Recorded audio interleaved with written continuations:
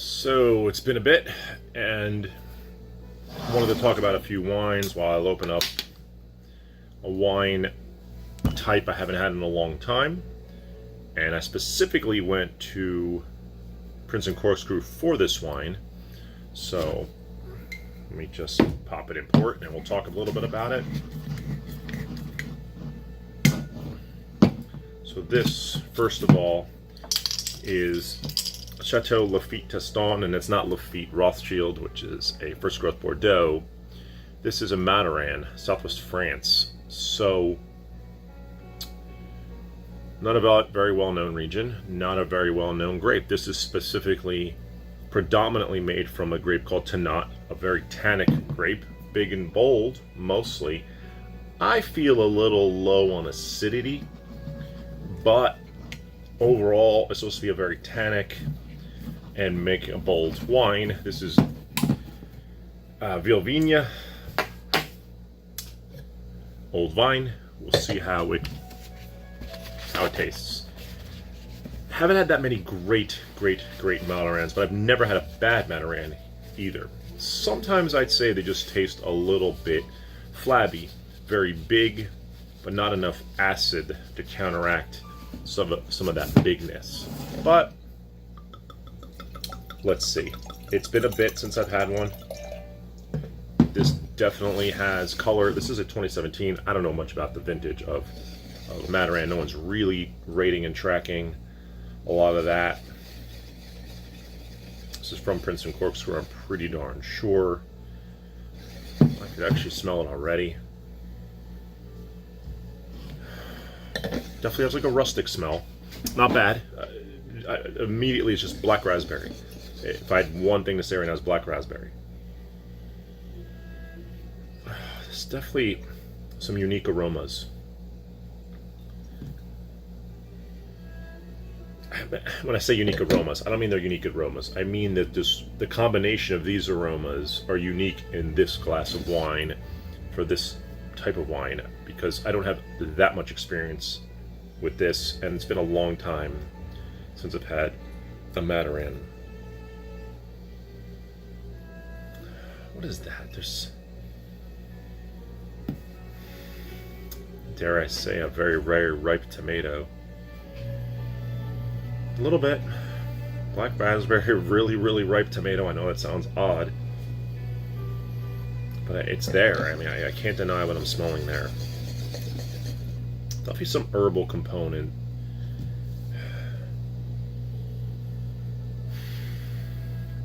What is that herb, though? Most definitely has an herbal component. So, black raspberry, herbal component, overripe tomato, kind of bizarre.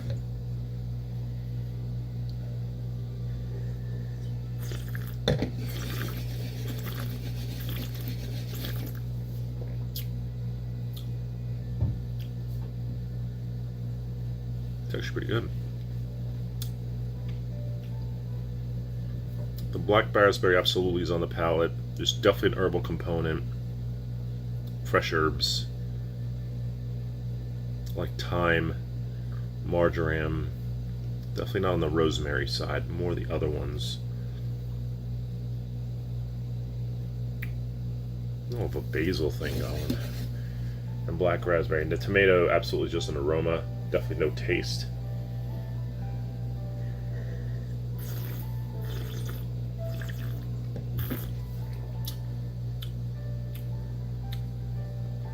There's a little fennel.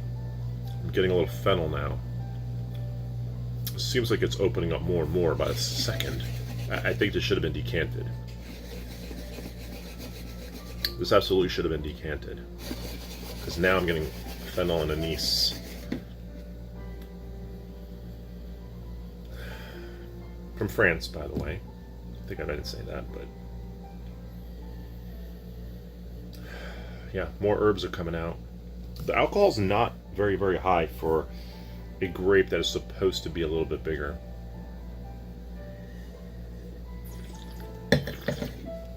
Ironically, maybe it's not ironic, but Uruguay, South American country, Uruguay is starting to make wines out of Tannat.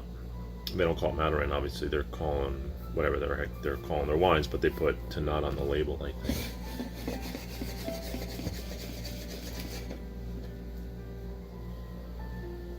Very herbal, very much black raspberry.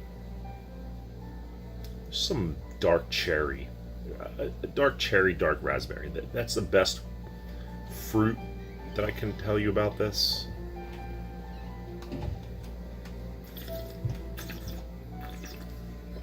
A lot of herbs and fennel. Body is medium plus. It's not a full body.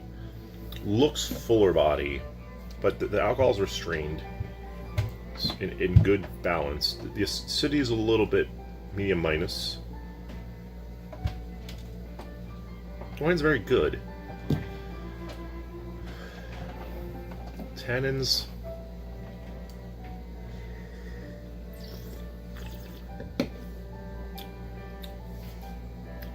It's got a sour cherry thing too. The more I'm drinking this, is more of a sour cherry component. So I had that dark cherry, sour cherry, black raspberry, anise, fennel, herbs, marjoram, thyme, medium minus acidity, medium plus body, medium tannin. I'd say the tannin is medium. Surprisingly, I expected bigger tannin. This wine absolutely tastes very different than what I would have remembered. Well, I don't remember, but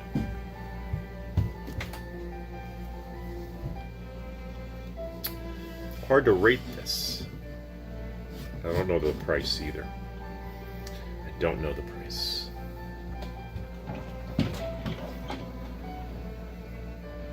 Pork, I think this would go really well with pork dish. Steak, I want a little more guts, a little more tannin. I'm surprised this isn't more tannic.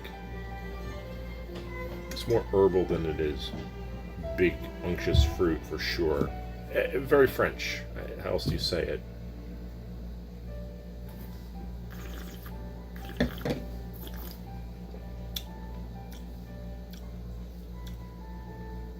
It's well-made wine. And it does have, I mean, I've spoken about all the layers. All those layers just scream complexity. It's definitely not flabby. It's definitely in balance. It's a good wine. I'd say 4 out of 5, the vino. I think this would marry up really well with some foods, certain foods. I just don't know exactly which ones. I want to say like a pork dish of some sort. Some heavy pork chop dish with like a sauce or something. A stew. I see like a stew going really good with this too, like a beef stew. I don't know why. Craving a beef stew maybe, but this definitely. So that's this wine here. Tasted a number of wines this weekend, many of which are a little bit of a blur, but a bunch of 5-star wines, which is awesome to have in my memory bank of Saturday. So the Felsina Roncio, that Chianti Clauso Reserva, the Felsina Roncio, Rancia, Chianti Classico Reserva 2016 is bar none one of my favorite wines. Top 25 ever. I just absolutely love that wine. The complexity, the layers, the depth, the herbal. I just love that wine. Plus, I imagine that wine with food being amazing. It's like a Brunello, but not a Brunello. Chianti Classico Reserva, but just reminds me of an amazing Brunello. And it's $50. Amazing. Reaffirming that the Muga special selection is an amazing wine for $45. Easily tastes like $100 and costs 40 something. Unbelievably amazing. Rioja, a little bit modern in style, but 5 out of 5. Unbelievable. Turnbull 2017 was excellent. I wouldn't call it a 5-star, only because at $50 I can get Frog's Leap. I can get some other wines, Chapelet at $60. Maybe now Chapelet is a little more expensive, but Chapelet kind of outclasses Turnbull a little bit. The Lewis Martini Monte Rosso, I mean, forget it. Martini Rosso's kind of in its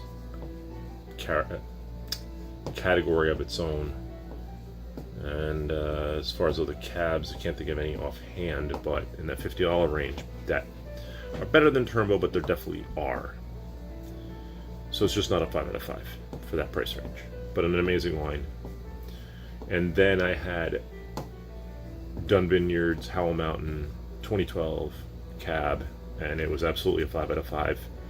Expensive wine. I talked about it in the Mega unboxing. Had a little bit of that unripe coffee bean. I initially called it green pepper.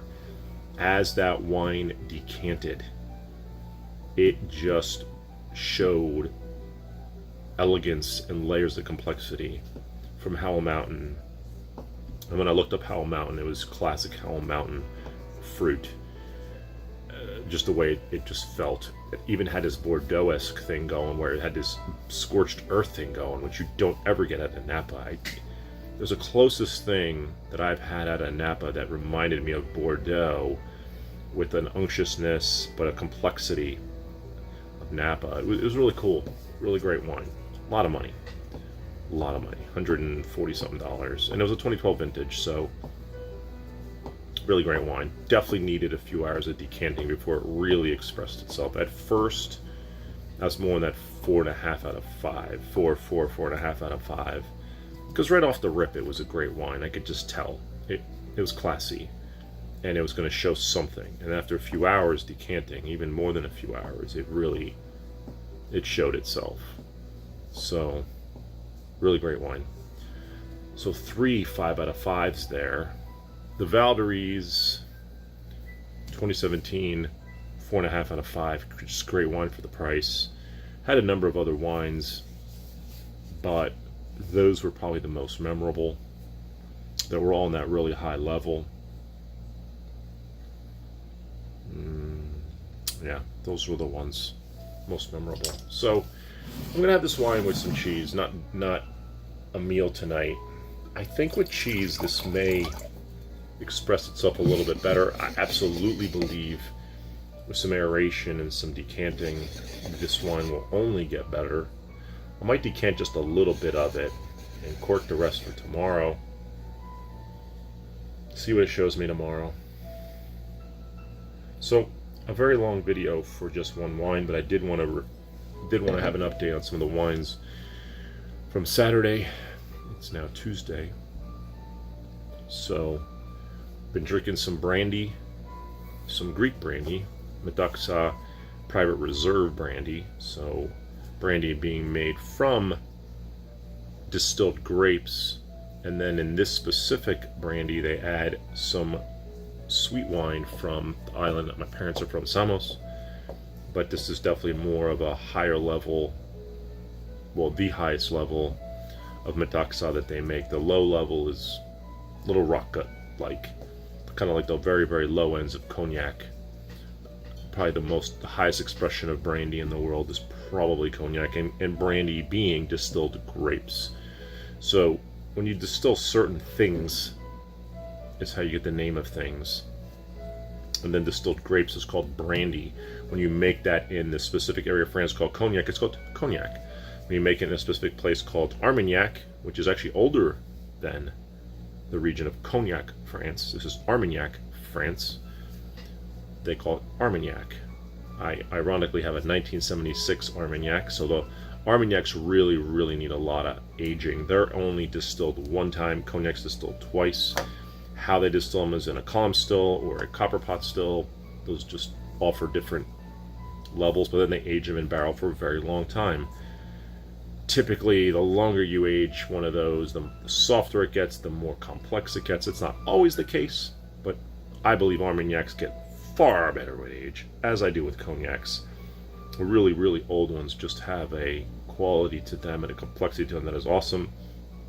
So I've been having a little bit of that Madiran Private Reserve from Greece, which is a Greek brandy, like I said, that they add a little bit of sweet wine to, a muscat wine from the island that my parents are from, which is kind of cool. The brandy overall is still pretty good. got a sweetish, it's not sweet, but sweeter than maybe like a higher end cognac. And I do have some very, very high end cognacs behind me. You could probably see them, though you may not know what they are. Not that it really matters. The reason I'm talking about cognac is it is distilled grapes. So when you distill grape juice, you're creating a clear liquid, a distillate.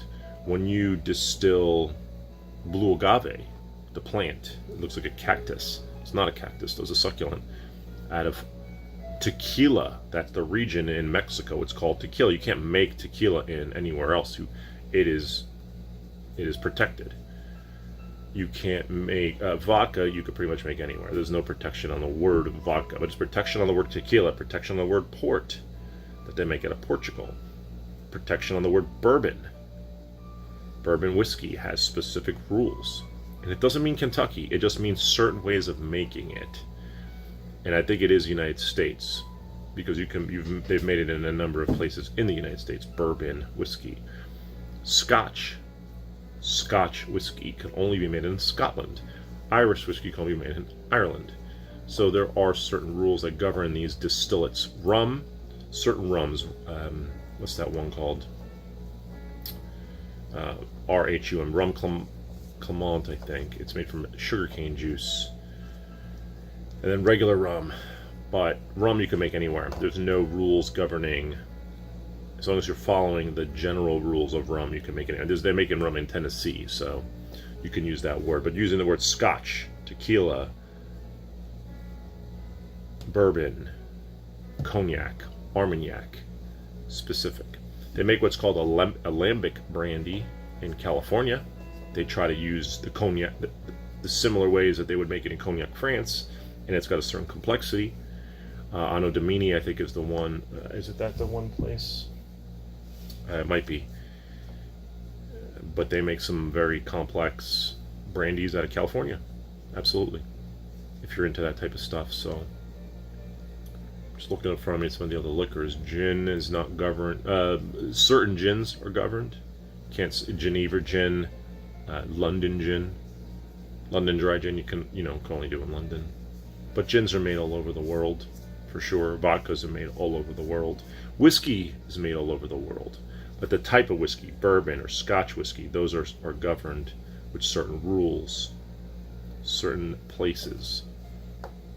And wine's no different with all the rules of wine. Madiran and X% of Tannat grape in this region can be called Madiran on the label. So stuff like that. So we're going to enjoy this wine with some cheese. All over the board tonight. This one absolutely is opening up more and more with decanting. I believe the majority of well-made real wine, this is real wine, this wine isn't going to be anything less than real. It doesn't matter what this costs. It's a Madiran, it's old vine, somebody put in the time and effort, and it's probably more passion than it is profit. But this wine is great. And I think with cheese and food, this wine would even better. So, see how it is with cheese. Enjoy the rest of my night. Enjoy the rest of your night.